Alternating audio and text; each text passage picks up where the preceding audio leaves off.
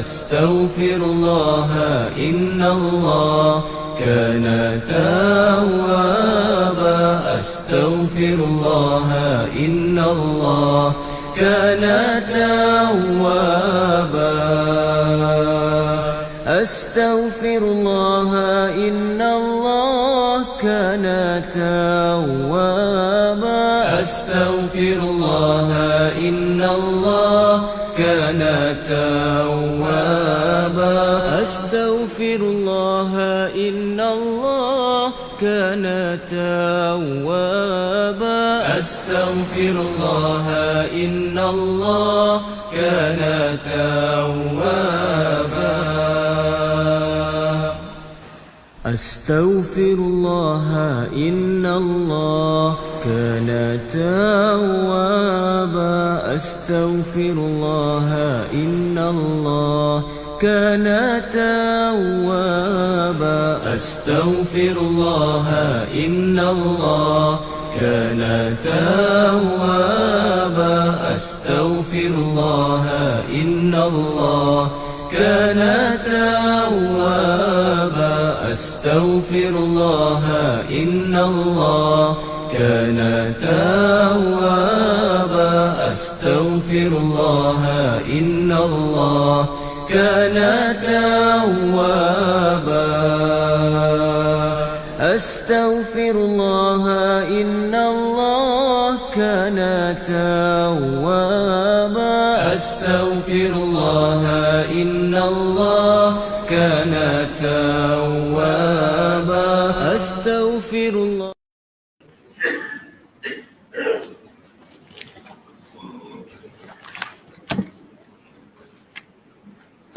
أعوذ بالله السميع العليم من الشيطان الرجيم. بسم الله الرحمن الرحيم. وما كان لمؤمن ولا مؤمنة إذا قضى الله ورسوله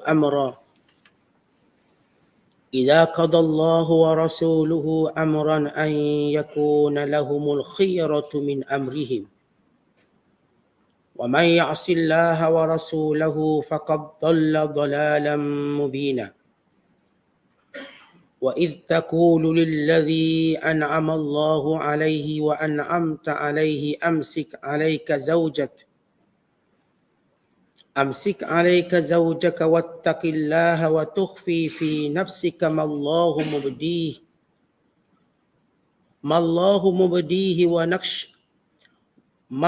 مبديه وتخشى الناس والله أحق أن تخشاه.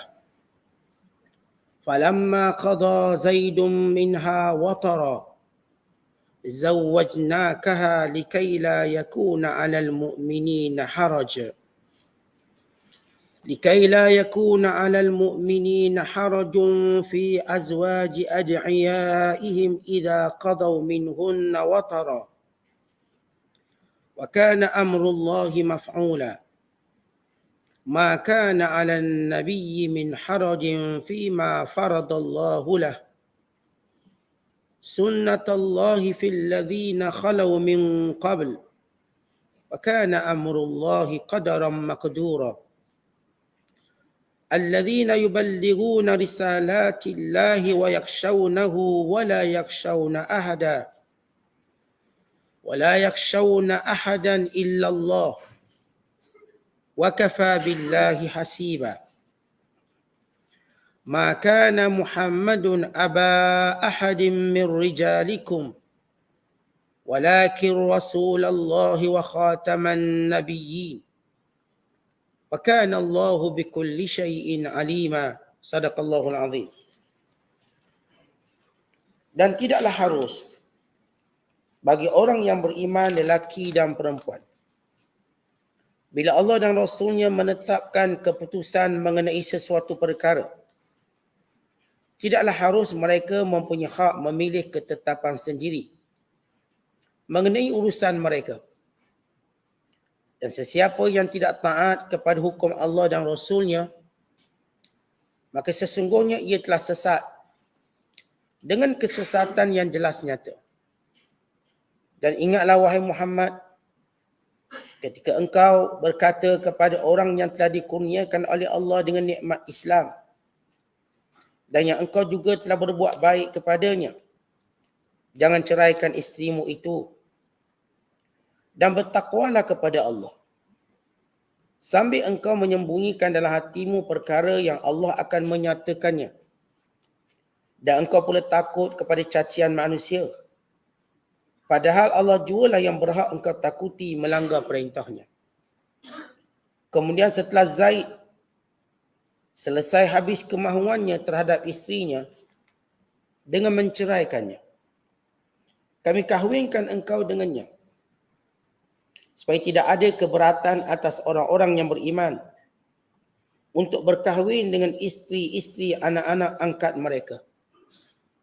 Apabila anak-anak angkat itu telah selesai habis kemahuannya terhadap isterinya, lalu menceraikannya.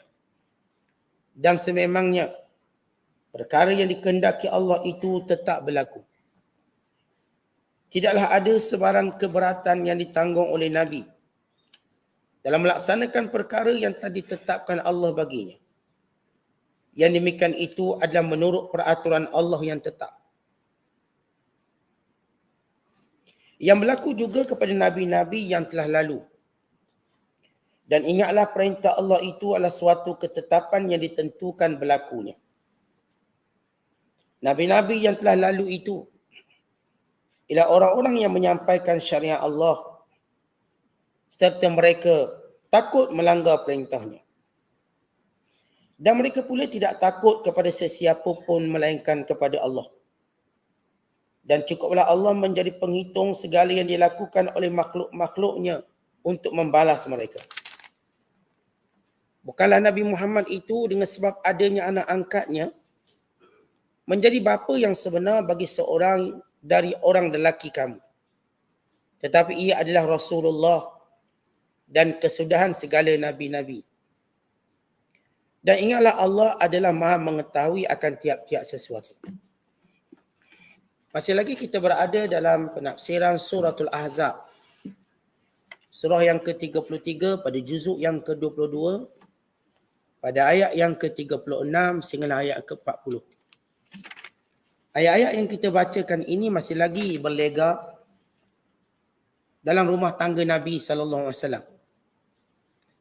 Itu kisah Zaid bin Harithah radhiyallahu ta'ala anhu dengan Zainab bintu Jahsh radhiyallahu ta'ala anhuma.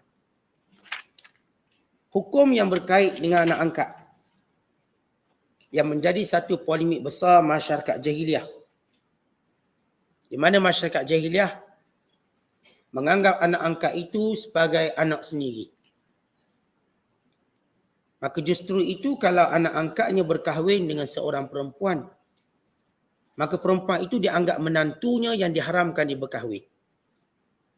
Walau ia anak angkat, tidak ada hubungan nasab dan tiada hukuman pengharaman untuk berkahwin dengan bekas isteri-isteri anak angkat atau bekas suami-suami anak angkat. Artinya kalau perempuan, dia ambil anak angkat perempuan. Lalu perempuan ini pun berkahwin. Lalu mereka bercerai, maka harus bagi ibu angkat ini berkahwin dengan suami anak angkatnya. Bukan harus mereka ini bermadu antara ibu angkat dengan anak angkat. Sebab mereka tidak ada kaitan nasab. Maka masyarakat jahiliah telah merosakkan sistem dengan menjadikan anak angkat setaraf dengan anak sendiri. Lalu mereka mengharamkan perkahwinan dengan menantu-menantu angkat.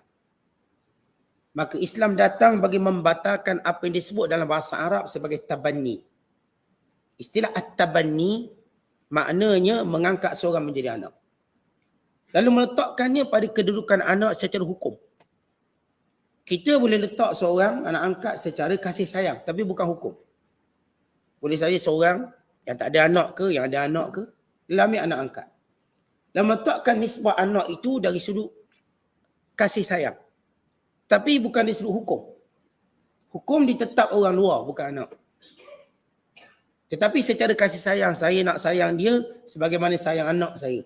Dalam ambil anak angkat 3-4 orang. Maka itu tidak salah. Tetapi mengubah hukum itu salah. Kerana hukum ialah peraturan Allah. yang tidak boleh diubah walaupun seinci pun. Maka ayat ini menjelaskan tentang hal ini. Kalau kita melihat sebab turun ayat ini, bermula ayat 36 sebelum kita pergi pada penafsirannya secara detail. Wa ma kana lil mu'min, tidak patut, tidak boleh bagi lelaki beriman dan juga perempuan beriman. Bila Allah memutuskan suatu perintah, demikian juga Rasulnya, untuk dia lari daripada perintah Allah dan Rasul. Diriwayatkan oleh Imam At-Tabarani dengan sanad yang sahih daripada Qatadah, katanya Nabi SAW meminang Zainab. Zainab bintu Jahsh. Itu anak kepada Umaymah binti Abdul Muttalib, ibu saudara Rasulullah. Dan Zainab ini dari sepupu Nabi SAW. Dia anak kepada mak saudara. Dia sebut Ibnu Ammatihi, bintu Ammatihi. Maka Rasulullah bila mana meminang Zainab, maka Zainab menyangka Rasulullah meminang untuk dirinya. Tetapi Rasulullah meminang Zainab untuk Zaid, anak angkatnya, Zaid bin Harithah. Dan bila mana dia mengetahuinya, maka dia menolaknya. Maka turun ayat ini, tak boleh tolak, wajib ikut. Kerana ini adalah perintah, iaitu mengahwinkan Zainab dengan Zaid bin Harithah ialah perintah Allah. Maka Zainab tidak ada pilihan. Diriwayatkan juga bila Rasulullah sallallahu alaihi wasallam meminang Zainab untuk Zaid bin Harithah, fastankafat minhu, lalu dia mencegah dirinya dan berkata, ana khairun minhu hasaba, saya lebih baik nasab keturunannya. Sebab Zaid ini ialah hamba yang dimerdekakan. Manakala Zainab ni orang Arab, maka dia melihat secara kufu tak sekupu, nasab Arab, dia orang Arab. Bukan menjadi suatu aib baginya berkahwin dengan hamba. Tapi Islam nak ajar tiada bezanya hamba dan bukan hamba. Boleh saja dikahwinkan dengan sesiapa saja. Sebagaimana Bilal bin Rabah kahwin orang Arab walaupun dia orang Afrika. Sebagaimana Julaibi, walau dia orang hitam, orang negro, kahwin orang Arab. Dan sebagaimana banyak sahabat-sahabat yang bukan keturunan Arab, berkahwin orang Arab. Untuk Islam menghapuskan bentuk nasab ataupun bentuk hasab. Hasab maksudnya bangsa. Dari sudut kelebihan keturunan. Tak ada lebih keturunannya. Kalau kamu lelaki yang baik, ini perempuan baik, sila kahwin. Dan ini menjadi dalil yang kuat di sisi mazhab Malikiyah. Oh, tidak ada istilah kufu dalam perkahwinan. Tak ada. Sebab nilainya ialah agama. Orang ni baik agama, dengan siapa pun dia layak. Orang ni baik agama, bagus akhlaknya, dengan siapa pun dia layak. Dan pandangan ini lebih kuat daripada pandangan yang menyatakan ada kufu. Ini apa disebut oleh para ulama berdasarkan huraian ayat ini. Diriwayatkan, ayat ini juga turun kepada Ummu Kalsum binti Uqbah bin Abi Mu'aid. Ummu Kalsum ialah wanita yang kita sebut sebelum ini. Dia datang bertemu dengan Nabi SAW dan dia menawarkan dirinya untuk menjadi isteri Rasulullah. Ummu Kalsum ni orang Arab, iaitu anak kepada pembesar Quraisy bernama Uqbah bin Abi Mu'aid. Uqbah tu kafir, penentang Islam. Tapi anaknya beriman, Ummu Kalsum. Dia berhijrah. Dan dia menawarkan dirinya untuk menjadi isteri Nabi SAW. Dan Nabi mengahwinkan dia dengan Zaid bin Harithah. Menyebabkan saudaranya marah. Menyebabkan keluarganya marah. Lalu mereka berkata, kami nak suruh dikahwin dengan Rasulullah. Bukan berkahwin dengan hamba dia. Yang ni Zaid bin Harithah. Maka turun ayat ini. Dalam riwayat yang lain, Nabi SAW meminang Zainab bintu Jahsh, iaitu sepupunya. Maka dia menyangka bahawa pinangan ini untuk dirinya. Bila mana dia mengetahuinya untuk Zaid, maka dia merasa benci, enggan, menolak. Dan demikian juga keluarganya, maka turun ayat ini. Baik, kalau kita tahu meminang, bila sebut meminang, seorang tu sunat untuk terima atau tolak. Terpulang pada dia. Bila seorang meminang seseorang, tak jadi wajib untuk menerima pinangan. Tetapi tidak bagi masalah Zainab. Kerana pinangan ini ialah perintah Allah. Ia bukan satu cadangan seorang manusia. Kita kalau pinang orang itu cadangan kita. Atau cadangan orang sekeliling kita. Boleh saja orang tu terima pinangan atau tolak. Terima dengan baik, tolak dengan baik, tak ada masalah. Tak ada seorang pun menyebut bila seorang meminang wajib kita terima. Tak, itu tak syarat. Tetapi bagi qadiyah, isu tentang Zainab, di mana Allah perintahkan Rasulullah SAW meminang Zainab untuk mengahwinkan dengan Zaid. Dan Allah juga memberitahu kepada Nabi SAW, selepas ini kamu kena kahwin dengan Zainab. Rasulullah dah tahu benda itu. Sebab itu Rasulullah suruh kahwin dengan Zainab. Kerana nanti dia mengetahui Zaid akan menceraikannya. Bukan Rasulullah suruh Zaid menceraikannya. Tapi Nabi tahu Zaid akan menceraikannya. Dan Rasulullah akan diperintahkan untuk mengahwininya. Maka barulah terbatal hukum anak angkat. Barulah terbatal. Dan kenapa Zainab yang dipilih? Kan dia ambil daripada keturunan paling mulia sekali untuk menunjukkan perintah Allah ini. Ya, kalau ia dilakukan pada wanita bawahan biasa, maka tak ada isu. Dia biasa perempuan yang tinggi levelnya jadi besar. Jadi isunya. Kita tuan-tuan bab nak dengar kata ni, orang bila dia punya level tinggi sikit, dia payah dengar kata. Kalau orang bawah-bawah tu, kita cakap dah dengar. Belum cakap pun dah dengar. Tapi orang bila dia rasa level dia tinggi, tak semula tu dia nak dengar cakap orang. Tak semudah itu. Maka Allah yang perintahkan supaya Zainab dikahwinkan dengan Zaid. Allah perintah. Maka sebab itu Rasulullah yang minang. Ini perintah Allah ke tidak? Suruh orang lain minang tak apa, tolong minang. Rasulullah yang meminangnya. Yang disangka Zainab dan juga keluarganya, adik-beradiknya, bahawa ia adalah untuk itu Abdullah bin Jahsh, sahabat yang gugur dalam peperangan Uhud. Berlaku kejadian ini, dia juga menyangka bahawa untuk Rasulullah, tiba ternyata untuk Zaid, dia pun tak nak juga. Maka Allah turunkan perintah. Tak patut orang lelaki beriman. Yang benar-benar beriman. Perempuan yang benar-benar beriman. Bila datang perintah Allah, nak lari daripada perintah Allah dan Rasul. Kalau semalam kita baca tentang 10 martabat kedudukan lelaki dan perempuan yang beriman. Yang Islam, yang berpuasa, yang sekian-sekian sifat yang kita dah sebut. Maka ayat ini membuktikan ataupun menjelaskan kalau lelaki beriman sebenar di sebalik 10 sifat yang kita dah sebut, mereka mentaati Allah walau pada perkara yang mereka tak suka. Maka ini sebab turun ayat ini. Dan ayat yang ke-37 turun bila Zaid datang bertemu Rasulullah mengadu tentang Zainab yang agak sombong. Zainab radhiyallahu ta'ala anha, dia agak sombong sikit. Dia kata, "Mu siapa?" Dia kata ke suami, "Mu siapa? Aku wanita tinggi." Maka oleh kerana Zaid tak tahan, isterinya sentiasa mengangkat dirinya di hadapan Zaid. Ya Zainab radhiyallahu ta'ala anha, bila kita cerita kisah ni bukan maksudnya ibu orang beriman ni sombong, tidak. Dalam situasi rumah tangga ni. Dan situasi rumah tangga. Kerana setengah orang dia mungkin sombong pada orang ni tapi tak pada orang lain. Ini kerana sebab saya katakan Zainab dia merasakan dia wanita yang tinggi. Wanita yang punya level hasab. Dan kerana pada permulaan Islam itu pengaruh nasab atau pengaruh keturunan tu kuat. Hatta kita hari ni pun masih lagi orang tengok label-label keturunan dia. Tengok keturunan-keturunan biasa nak minang anak dia jangan harap. Pun kita ada. Maka ini disebut oleh Rasulullah di antara penyakit jahiliah yang tak tamat, penyakit bangga dengan nasab. Ini tak tamat ni. Walaupun Rasulullah bersungguh-sungguh membatalkan hal ini, supaya semua melihat nilainya takwa, soleh dan solehah. Tapi tetap ni jadi penyakit. Kita tetap bila orang nak minang anak kita, tengok level dia tara mana. Kalau tak selevel kita, tak nak kita. Kalau rumah dia tak besar macam rumah kita. Ini menjadi satu benda yang penyakit yang payah nak sembuh. Payah nak baik. Maka bukan sekadar membatalkan hukum anak angkat. Tapi juga orang yang melihat level tinggi. Maka Zainab ni dia duk bangga dirinya depan Zaid. Sehingga Zaid tak tahan. Dia rasa dia tak boleh kontrol. Kena orang lain kontrol. Dia mengadu pada Nabi SAW. Nabi kata sabar. Tahan dululah.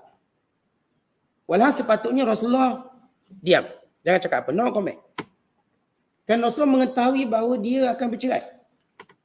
Maka Rasulullah tidak boleh melambatkan perceraian tadi. Dan tak boleh juga disebutkan. Kalau macam tu cerai je. Nampak sangat. Sebab nak melaksanakan perintah Allah ini dalam masa yang sama bimbangkan fitnah manusia. Rasulullah bimbangkan fitnah itu. Maka bila Zaid mengadu tentang Zainab yang meninggi diri. Dan Zainab ni terkenal dengan hiddatiha. Hiddatiha maksudnya dia ni jenis outspoken sikit berbanding si lain. Dia ni outspoken. Kalau dia dekat isteri Nabi ni dia suka berbalah sikit. Regu balah dia Aisyah. Balah. Aku berbalah ni. Berbalah biasalah. Dia tak adalah tarik rambut macam kita. Dia tak adalah sampai kutuk-kutuk. Dia tak kutuk belakang. Dia depan dia balah. Dia terkenal dengan hiddatiha. Mulut dia tajam sikit. Maka bila begitu Nabi kata sabarlah. Sabar. Lalu Zaid mengadu lagi. Ni tak tahan ni Zainab duk bangga. Diri dia begini begitu. Nabi kata sabar. Walha Allah dah beritahu Rasulullah SAW supaya mengahwini Zainab. Dan diam. Biar Zaid ceraikannya. Kemudian Allah perintahkan Rasulullah SAW mengahwininya. Dan cara perkahwinan Rasulullah dengan Zainab ialah bila mana Zaid menceraikan Zainab dan habis dan tamat iddahnya, lalu Rasulullah beritahu kepada Zaid, "Famtalik, pergi jumpa dengan bekas isterimu fa-akhbirha." Beritahu dia bahawa aku akan kahwin dengan kamu. Rasulullah. Lalu kata Zainab, "Ma ana bisani'atin syai'an hatta awamir rabbi." Saya tak akan terima atau tolak, tapi saya akan istiqarah dulu. Kata Zainab istiqarah dulu. Faqamat ila masjidiha. Lalu dia pun berdiri solat. Maka turun ayat ini. Mengahwinkan langsung Rasulullah tanpa sebarang akad manusia. Aqdum bishrin atau mubashar. Tak ada. Allah kata, kami kahwinkan kamu wahai Muhammad dengan Zainab. Nanti kita baca ayat ni. Maka secara langsung Rasulullah dikahwinkan. Secara langsung. Maka Rasulullah memasuki rumah Zainab. Membaca wahyu yang Allah telah mengahwinkan mereka. Dan Rasulullah mengadakan jamuan. Terus buat jamuan. Ini satu-satunya yang Rasulullah kahwini tanpa akad manusia. Tak ada akad manusia. Mana Allah direct beritahu. Aku kahwinkan kau. Maka ini pernikahan paling agung daripada langit ketujuh. Maka Rasulullah SAW beritahu Zainab. Turun ayat mengahwinkan Rasulullah dengan Zainab. Maka Rasulullah memasuki rumah Zainab. Dan buat jamuan. Dan ajak orang makan, sahabat makan. Dan masalah sahabat pula makan tak balik pula. Duduk sembang. Maka turun ayat. Bila dah makan, belah. Fa'idha ta'imtum fantashiru. Bila kamu dah siap makan, maka balik. Ayat saya itu belah. Dalam Quran sebut fantashiru. Baliklah rumah. Jangan duk kacau lah. Pengantin. Kita kena tahu ada orang kita tak ada kacau. Ini kita kalau pergi jamuan orang dah makan-makan balik. Tuan rumah nak tidur awal lah apa-apa. Maka sahabat ni tak balik. Dia makan, dia pun sembang. Sembang, Rasulullah pun keluar rumah. Setelah keluar rumah dan ziarah rumah isteri-isterinya. Ziarah satu persatu rumah isteri. Maka masing-masing isterinya mendoakan kebaikan rumah tangganya. Moga Allah berkati, moga Allah berkati. Nabi tanya khabar, mereka mendoakan. Maka bila Nabi balik, barulah sahabat balik. Lama dah, tengah malam baru balik. Maka ditutup pintu rumah. Tak boleh masuk dah. Ini juga nanti kita ajak adab dalam bab walimah, dalam bab jamuan. Supaya semua orang tahu bila kita dijemput makan, maka balik. Dekat talaki tak apa, makan tak balik-balik, kita tak marah. Tidur pun tak apa. Kat talaki pandai pula dia balik cepat. Kat umur orang dia tak nak balik. Ini antara adab akhlak dalam bab walimah. Baik, itu cerita ringkas. Sebelum kita pergi pada penafsirannya. Penafsirannya, wa ma kana lil mu'minin wala mu'minah. Tidak patut orang beriman lelaki dan perempuan. Bila mana Allah Ta'ala memutuskan dan Rasulnya memutuskan suatu perintah untuk mereka lari daripada perintah Allah dan Rasulnya. Maka ayat ini menjelaskan bahawa semua perintah Allah mesti diikuti tanpa membeza-bezakan. Tanpa menangguh-nangguhkan. Tanpa kita merasa bahawa ada yang lebih baik daripada perintah Allah. Semua hukum. Termasuk selalu kita sebut tentang hukum faraid. Ini perintah Allah. Untuk kita betulkan ada orang kata ustaz bagi sama rata ni lebih baik pada faraid. Tak ada. Faraid itu lebih baik. Tuan-tuan nak bagi sama rata itu kepala otak kita kata baik. Tapi yang baiknya faraid. Walaupun kita tak nafikan boleh kalau seorang nak bagi dengan tidak melaksanakan faraid ini dengan keadaan tertentu. Seperti dia bagi masih hidup. Sebelum mati lagi. Tapi dia tak boleh kata faraid itu satu sistem yang tak elok atau dia rasa cara dibuat itu lebih elok pada faraid. Tak boleh. Sebab ini faraid hukum Allah. Maka faraid itu lebih baik. Sebab kita tak tahu apa yang Allah tahu. Tuan-tuan duk bayang ni anak saya berlaku ustaz saya nak bagi ni sama banyak. Kata kita perempuan lelaki semua sama banyak. Saya nak bagi ni semua begini-begini. Itu kata kita. Kita tidak tahu anak mana yang lebih beri manfaat. Lebih beri faedah dan anak mana yang sebenarnya nak guna duit lebih banyak kita pun tak tahu. Kita asal nak bagi sama rata. Abang Long kat Long sama. Akhirnya ternyata mungkin Abang Long yang perlu duit banyak berbanding kat Long tu. Jadi dalam hukum Allah tidak ada sesuatu pun yang kita rasakan bahawa kita rasa itu lebih baik. Kalau Allah turunkan hukum, itulah hukum lebih baik. Tidak ada hukum yang lebih baik pada itu. Maka siapa yang merasa ragu terhadap setiap hukum Allah dan merasakan ada yang lebih baik daripada hukum Allah, maka keraguan tadi menyebabkan kekufuran. Syak dengan perintah Allah boleh membawa kepada kekufuran dan kesesatan yang nyata. Sebab itu orang beriman, bila datang perintah Allah dan Rasul, mereka terima. Dia suka ke tak suka, sama macam kita nak ke, bertepatan macam kehendak kita, kecenderungan kita. Maka ini hukum Allah yang perlu kita patuh. Kemudian kata Allah, "Wa may ya'sillaha wa rasulah." Siapa yang derhaka pada Allah dan Rasulnya, faqad dhalla dhalalan ba'ida. Dia sesat dengan sesat yang jauh, yang membawa kepada kerosakan, yang membawa kepada hukuman, yang membawa kepada azab dan kesengsaraan. Allah menyebut dalam ayat yang lain, "Falyahdharil ladzina yukhalifuna an amrihi an tusibahum fitnah aw yusibahum adzabun alim." Maka beringatlah orang-orang yang melanggar perintah Allah. Mereka akan ditimpa dengan fitnah dan ditimpa dengan azab yang pedih. Dan supaya setiap orang tahu, setiap hukum Allah, maka jangan diingkari.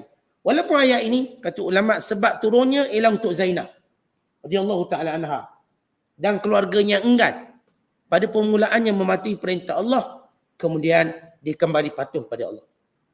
Dan Rasulnya dengan menerima perkahwinan dengan Zaid, bekas hamba Nabi sallallahu alaihi wasallam yang telah dimerdekakan. Walaupun dia daripada keturunan perempuan yang mulia dan di antara pemimpin besar dan anak pada Umaymah binti Abdul Muttalib, itu ibu saudara Nabi SAW. Ketika mana turun ayat ini dia berkata, mula-mula dia tak nak kahwin. Tapi bila turun ayat ini apa kata dia? Idan, kalau begitu, la a'si Rasulullah sallallahu alaihi wasallam. Qad ankahtuhu nafsi. Aku tak akan derhaka dengan perintah Rasul. Aku nikahkan diriku dengannya. Aku nikahkan diriku dengannya. Walaupun sebelum itu waktu mula-mula Nabi minang dia untuk Zaid, dia kata ana khairum minhu hasaba. Saya keturunan lebih baik bagi dia. Lebih baik daripadanya. Dia kata ulama sirah, li'annaha kanat imra'atun fiha hiddatun. Kerana wanita Zainab wanita yang outspoken sikit. Dia jenis hiddatun. Pada perkataannya agak tajam. Atau kita sebut ni jenis suka ngomel sikit. Maka Allah jadikan pernikahan ini sebagai satu hikmah ketuhanan. Bukan sekadar bagi menyamakan manusia dan keturunan. Bukan untuk membezakan antara nasab dengan bukan nasab. Supaya tahu beza anak angkat dengan anak sendiri. Beza hukumnya. Jangan cacar marbah. Kan di antara yang disebut sebagai maqasid, objektif syariat Islam ialah memelihara nasab. Pelihara nasab. Sebab itu Islam mengharamkan zina. Dan Islam mengharamkan dibengkan dengan bukan bapa.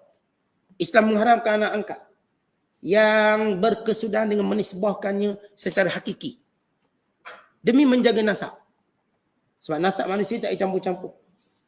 Sebagaimana diharamkan nasab manusia bercampur dengan binatang. Kan dulu kita dengar di Rusia, dia cuba campurkan sperm manusia dengan babi untuk keluar satu makhluk sekian-sekian.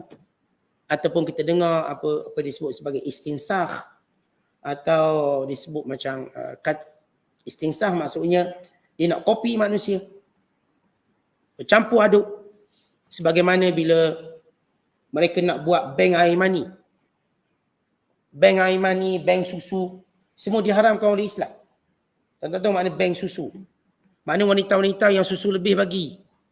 Simpan dalam bank, mana-mana anak nak minum. Tak boleh sebab penyusuan juga berkait dengan pengharaman hukum.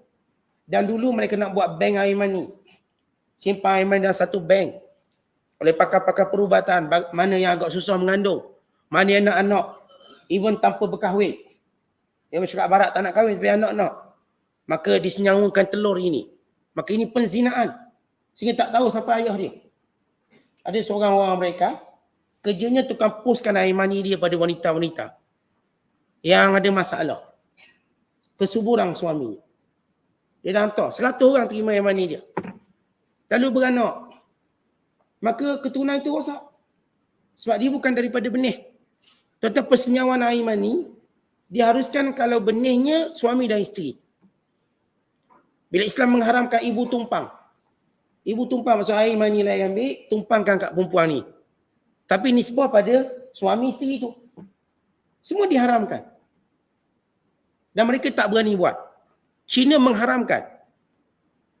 Bank air mani ni diharamkan. Ini Cina komunis pun dia tahu. Nasab tu rosak. Islam menjaga nasab keturunan. Sebab itu diharamkan bank susunya, diharamkan bank maninya, diharamkan apa disebut sebagai ibu tumpangnya. Ini masyarakat barat sebagian mereka buat. Sehingga rosak keturunan. Bila dikaji DNA, tak tahu ni anak siapa. Tak tahu anak siapa. Anak A ke B ke C tak tahu.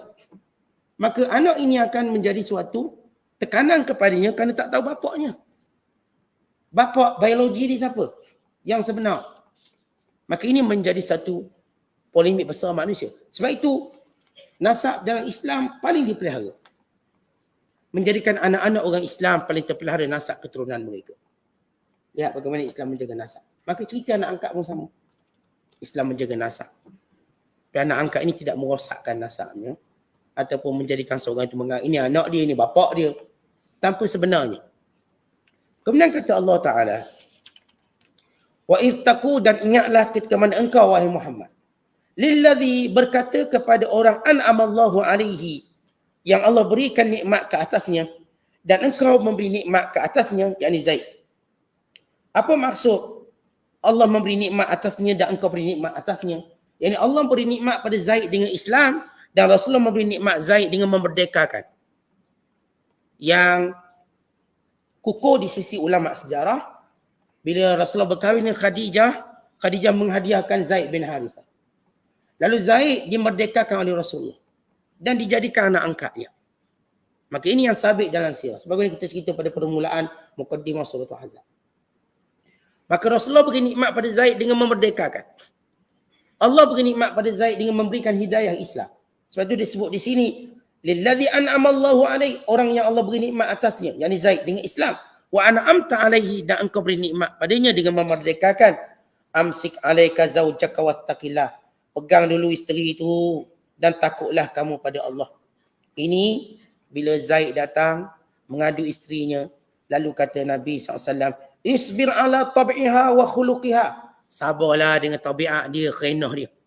Sabar dengan bini ni. Wattaqillah. Takutlah Allah. Jangan duk cerai mudah-mudah. Baik. Perintah Nabi SAW ini bukanlah perintah wajib. Tetapi Rasulullah SAW menerangkan tentang bahayanya cerai. Dan larangan cerai ini bersifat tanzih, ta'lim wa tarbiyah. La nahyu tahrim wa hafaz. Sepakat ulama cerai tidak haram. Walaupun cerai dianggap perkara yang halal yang dibenci. Abghadul halal ila Allah Ta'ala at-talaq. Yang paling dibenci oleh Allah walaupun boleh ialah cerai. Namun hukum cerai ini berpindah-pindah. Kadang-kala menjadi sunat. Kadang-kala menjadi wajib. Kadang-kala menjadi harus. Melihat kepada kesan agama seseorang. Bila seorang tu minta cerai tanpa sebab, maka ini haram. Dan wanita yang meminta cerai tanpa sebab, maka kata Rasul haram dia mencium bau syurga. Sebab mudarat cerai ini besar pada anak-anak. Tapi kalau sekiranya bersebab, maka dilihat sebab yang disebut sebab syar'i atau syar'iyah. Kegagalan memberi nafkah sebagai contoh. Makanya menjadi sebab yang kuat. Ada pun sebab-sebab remeh-temeh, sebab-sebab yang emosi, kononnya emosi terganggu lah, jadi serabut perut tengok muka suami lah. Maka ini sebab tak diterima. Dia ada sebab khas. Lagi mana suami menjalankan tanggungjawab nafkahnya, suami menjalankan tanggungjawabnya sebagai suami, maka tidak ada sebab. Allahumma illa melainkan saya kata boleh menyebabkan rosak agamanya dan boleh menyebabkan wanita itu kufur. Sebagaimana seorang perempuan datang, ya Rasulullah, suami aku baik, tapi aku bimbang kufur dalam agama. Aku bimbang aku jadi jahat, ia boleh jadi kufur. Duk marah bak umur tu boleh jadi kufur. Maka boleh tak aku minta cerai? Nabi kata khulu'. Boleh tak kamu kembalikan balik mas kahwin dia? Mengembalikan mas kahwin. Maksud ini disebut sebagai dalam istilah cerai khulu'. Tebus talak. Kata Nabi SAW, kembalikan mas kahwin dia. Beri balik mas kahwin pada suami yang kamu nak minta cerai. Dan suatu perintah suami menerimanya. Itu disebut istilah khulu'. Perempuan kalau minta khulu', dia tak berdosa. Minta cerai berdosa tanpa sebab. Maka Nabi beri solusi pada wanita ini khulu'. Dengan mengembalikan mas kahwin. Mas kahwin yang dibayar. Dan khulu' ini kalau zaman sekarang berdasarkan persetujuan. Barangkali suami ni kahwin, hutang berak ayak pun tak habis lagi minta cerai tu. Hutang berak ayak, ikat 7 tahun. Isteri pun minta cerai, boleh lah. Bayar balik lah kos berak ayak tu. Pening lah suami ni. Mas kahwin, belanja kahwin misal kata. Maka itu ada satu bab khas tentang cerai. Untuk mengelakkan mudarat. Sebab Islam ni kira semua. Mudarat lelaki, mudarat perempuan. Tapi bukanlah suatu benda yang digalakkan. Sebab itu Rasulullah kata, tahan kejap boleh tak? Kata Rasulullah. Tahan kejap. Lalu kata Allah, wa tukhfi fi nafsika ma Allahu mubdi. Kamu sembunyikan apa dalam hatimu wahai Muhammad? Apa yang Nabi sembunyikan? Ini teguran Allah pada Nabi SAW. Kata Aisyah, kalau Rasulullah ini penyembunyi, nescaya Nabi dah sembunyikan ayat ini. Sebab ini teguran khas kepada Rasulullah, wahai Muhammad. Kenapa kamu sembunyikan? Mallahu mubdi, Allah akan jelaskan apa yang kamu sembunyikan. Yang Nabi sembunyikan ialah Nabi tahu bahawa Zaid ni akan cerai macam mana pun. Zainab tak boleh dengan Zaid. Nabi tahu benda tu. Sebab tujuan perkahwinan tadi membatalkan anak angkat.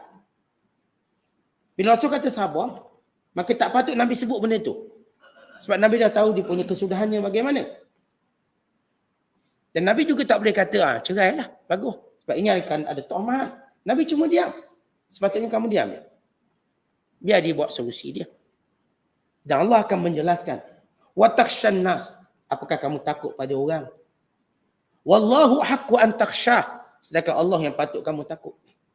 Nabi SAW sebab adat jahiliah tu kuat sangat. Tuan-tuan kita kalau nak tegur benda yang jadi akar umbi sesuatu. Orang ni kan mulut dia macam-macam cakap. Ada waktu kita mengambil kira tekanan perkataan-perkataan orang ni yang tak faham. Sebab kita memakan masa nak fahamkan mereka. Memang menjadi kebiasaan mana-mana orang, tak perlu ulama. Bila mereka nak buat sesuatu yang agak baru, walaupun benda itu dah lama hukumnya. Bimbang manusia ni akan cakap-cakap, lalu datang fitnah agama pada dirinya sendiri. Dan orang kita kan, bukan semua benda agama dia tahu.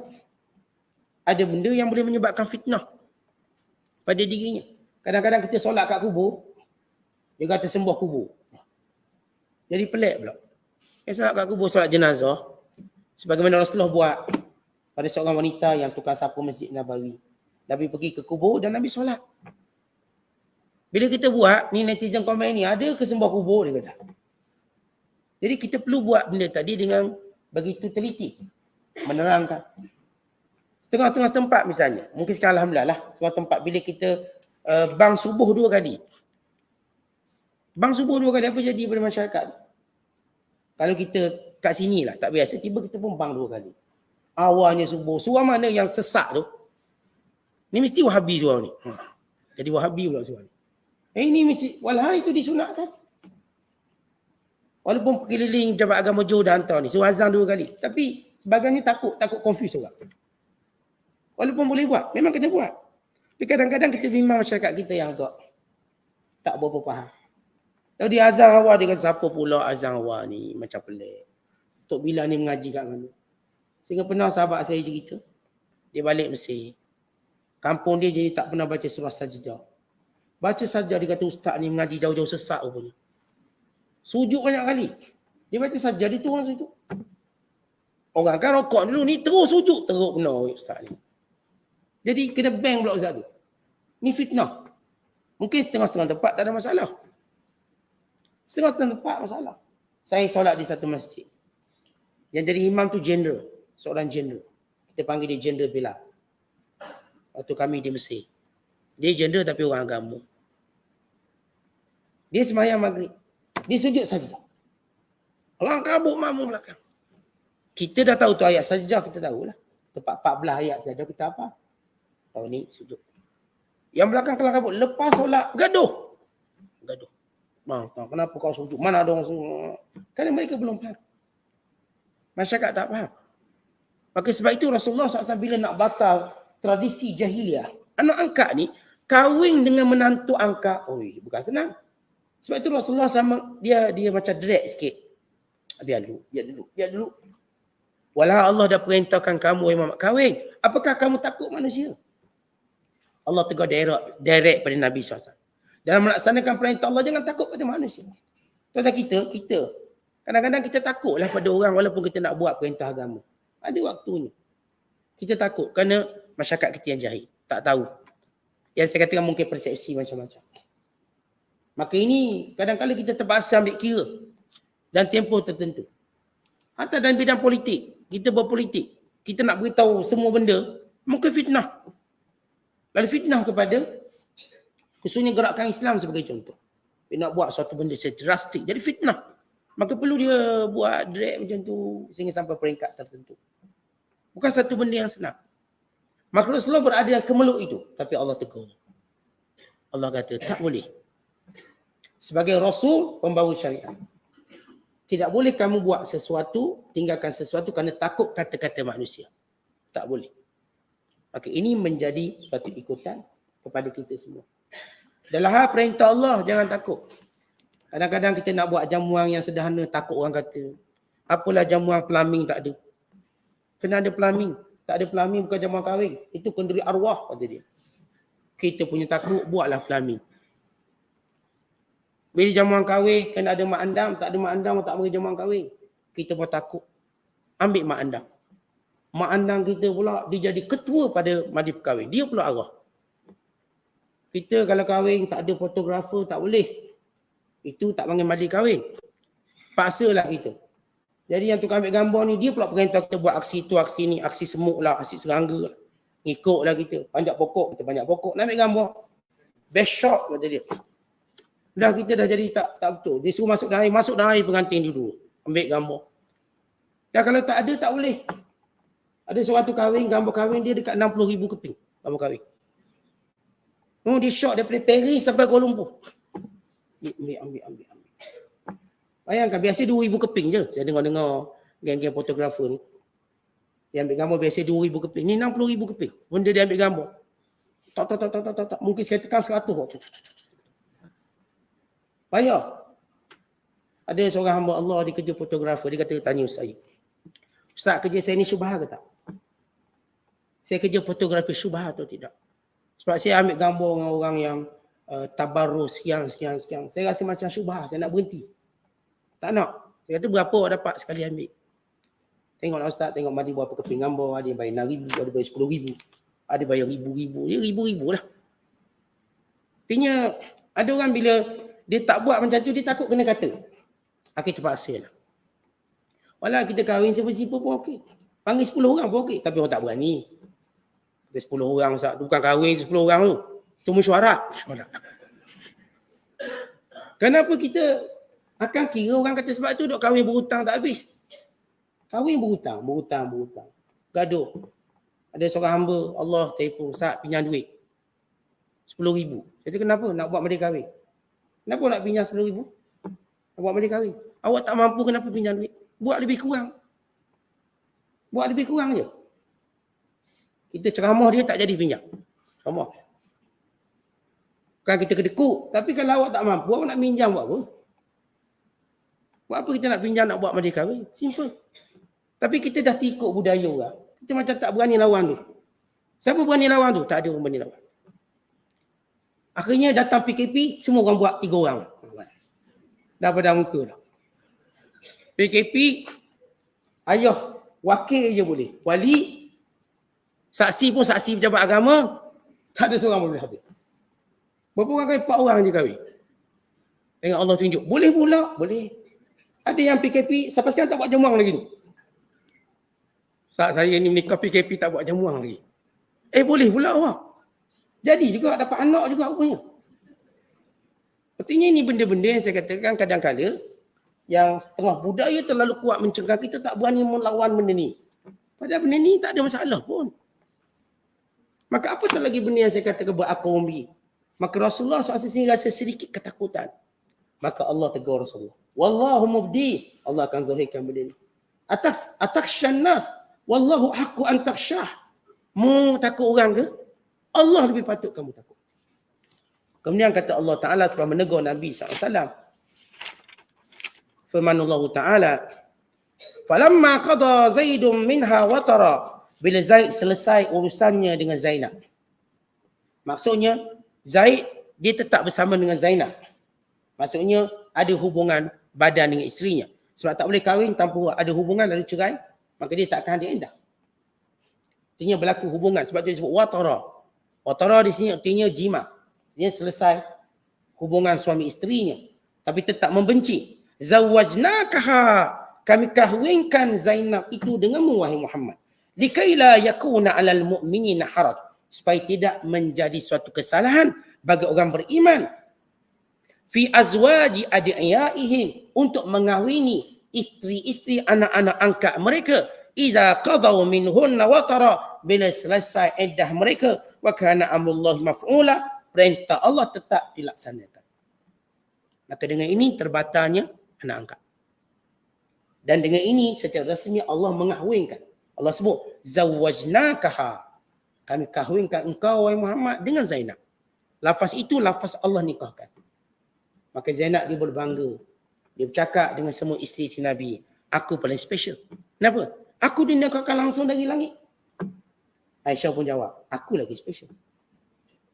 Apa special? Sebab Allah sebut dalam Quran dan surah At-Taubah dan surah An-Nur tentang bersihnya aku. Wanita paling bersih sekali. Allah turunkan wahyu dari langit juga. Lalu akhirnya Zainab mengakui Aisyah lebih hebat. Sebab dia dikahwinkan ini disaksikan bersihnya dia, suci. Wanita yang paling suci sekali. Bersih daripada segala tuhmat. Allah memuji Aisyah. Dan kita dah baca surah An-Nur tentang kisah hadisu ifki, iaitu peristiwa fitnah pada Aisyah. Dan Allah turunkan ayat membersihkan Aisyah. Maka ini antara kelebihannya. Maka ana 'alan nabi, tak patut kepada Nabi min harajin, merasa berat fima faradallahu lah, apa yang Allah fardukan padanya. Tak patut Rasulullah kalau Allah buat, Allah suruh satu perintah, rasa berat nak buat, kena buat. Kenapa Nabi berat dalam hal ini nak buat? Sebab saya katakan tadi kerana bimbang tentang pemahaman manusia itu sendiri. Tapi Allah tegaskan tak boleh. Kita tuan-tuan tak boleh tinggalkan suatu benda kerana bimbang orang tak faham. Buat sampai orang faham. Ketegasan kita dalam melaksanakan perintah Allah perlu ada.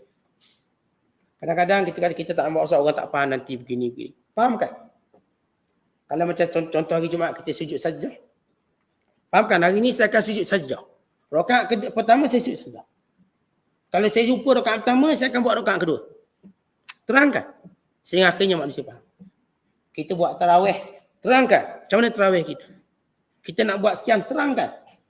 Tuan-tuan, kita jangan takut sebab bimbang orang tak faham dan kita pun tak nak buat. Terang je. Jangan pernah merasa berat dengan apa yang Allah perintahkan.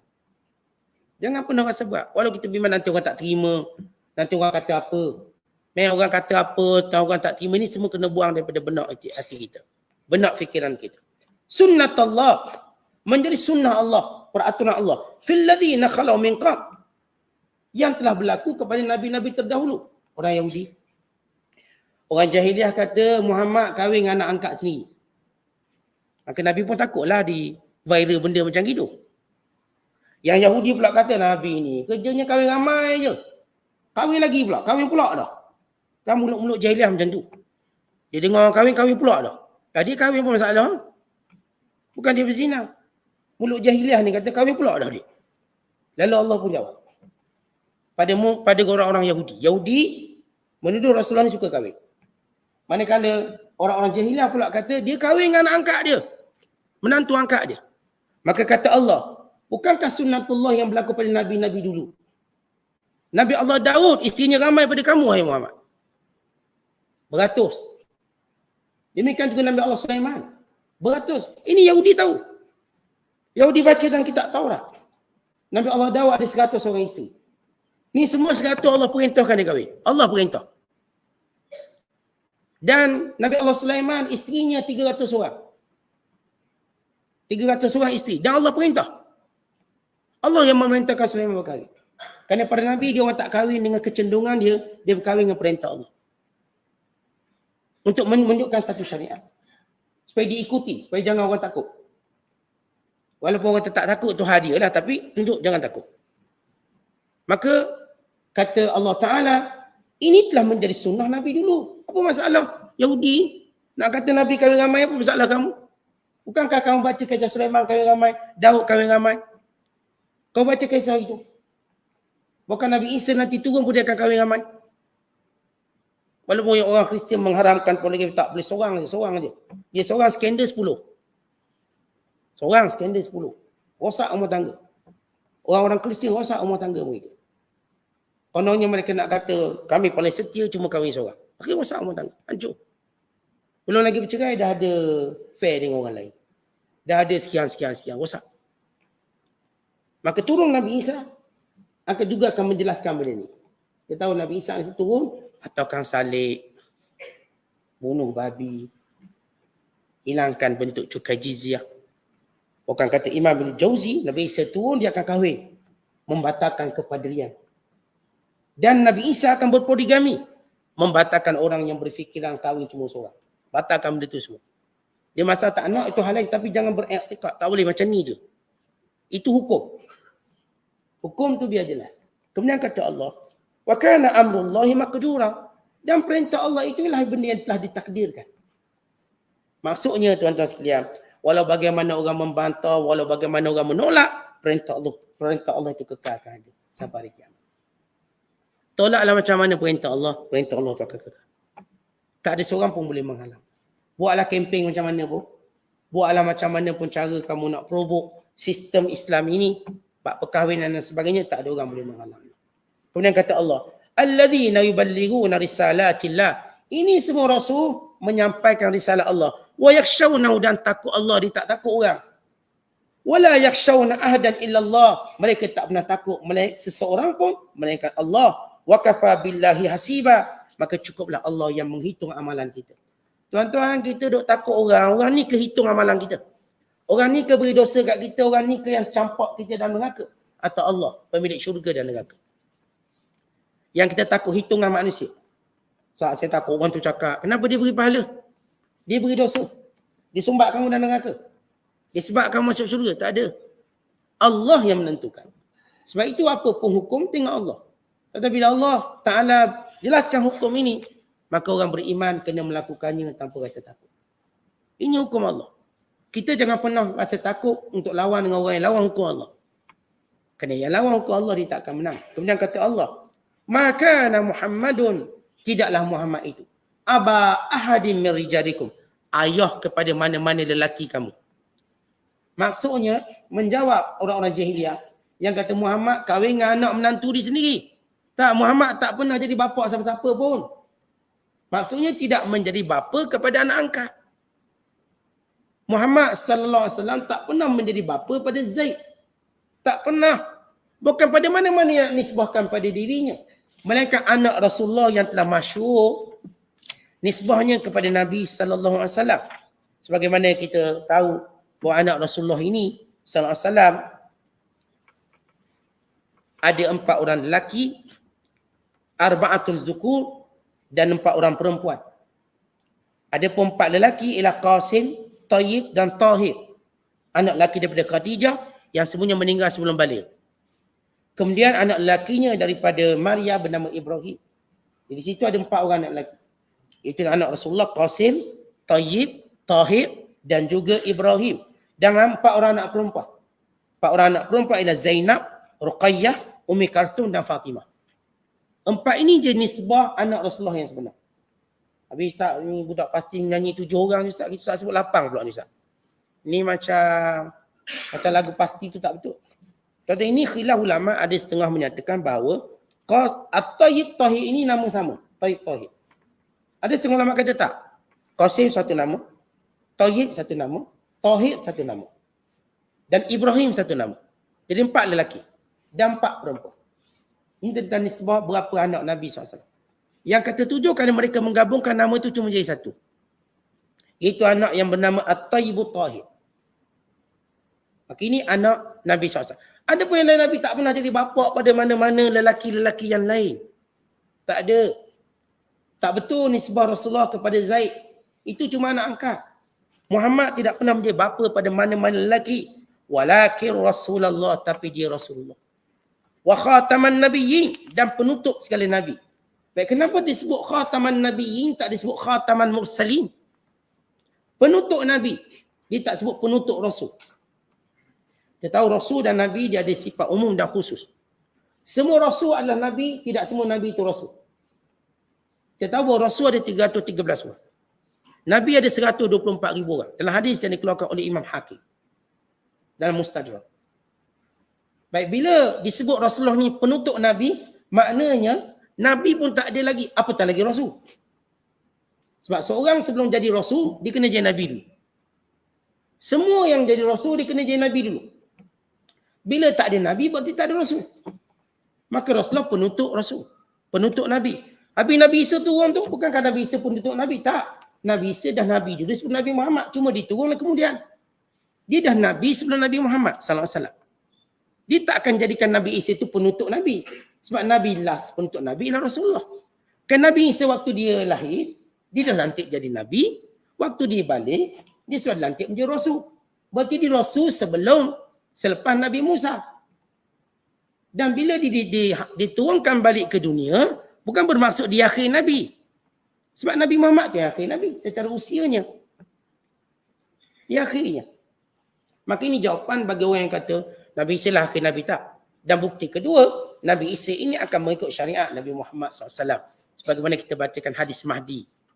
Nabi Isa ini akan ikut syariat Nabi SAW dan menyuruh semua orang masuk Islam. Bukan suruh orang masuk Kristian, masuk Islam. Kemudian Allah SWT menyebut, wa kana Allahu bikulli syai'in alima, adalah Allah itu mengetahui setiap sesuatu. Maknanya semua cerita Nabi-Nabi dulu dalam ilmu Allah. Setiap kali kamu nak kata pada Nabi Muhammad SAW, itu sudah dilakukan oleh Nabi-Nabi dulu. Nabi-Nabi dulu penjunjung syariat.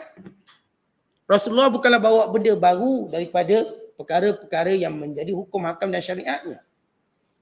Ialah kesinambungan daripada Nabi dan Rasul dulu. Cerita kahwin, Nabi dulu pun kahwin. Cerita poligami, Nabi dulu pun poligami. Kenapa kamu tak entang Nabi dulu? Kamu boleh terima Nabi dulu. Bila Rasulullah jadi salah pula. Maka semua benda itu ada pada Nabi SAW. Artinya apa yang Rasul lakukan itu adalah satu, kita katakan, sambungan, kesinambungan daripada apa yang diperjuangkan oleh Nabi-Nabi dan Rasul-Rasul yang terdahulu. Wallahu a'lam bishawab. Assalamualaikum.